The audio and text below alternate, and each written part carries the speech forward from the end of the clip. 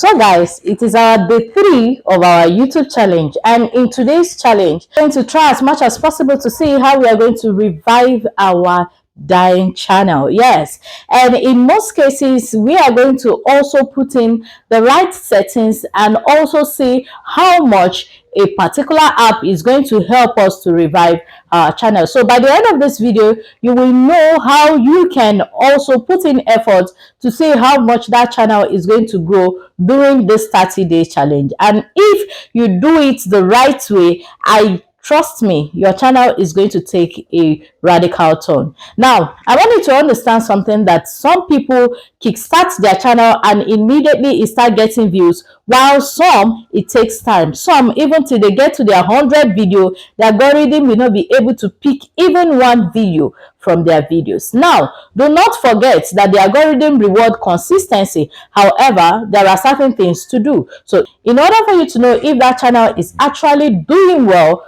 or probably that channel is dying, is one, if you are getting less views than you used to get when you started the channel, then there is every tendency that that channel is dying off. Secondly, if there is no engagement on that channel, anytime you upload your videos, people hardly watch your videos, then you know that that channel is already having an issue. Thirdly, what about subscribers? If you get less subscribers than when you started the channel, because your channel is meant to start attracting more subscribers the more you upload videos, as much as YouTube push out your videos. So if these three things I just mentioned is happening on your channel, then you need to do what I am about to share with you. Now, in this video, I am going to tell you one thing. You are going to make ChatGPT your best friend for the sake of that particular channel. All right, so you're going to take this prompt I am going to share with you, go to ChatGPT and tell ChatGPT, oh, my channel is dying and I want you to try as much as possible to help me revive my channel. I am going to be giving you the topic and the description of my videos so that you can help me to generate a modified topic and description for my YouTube video.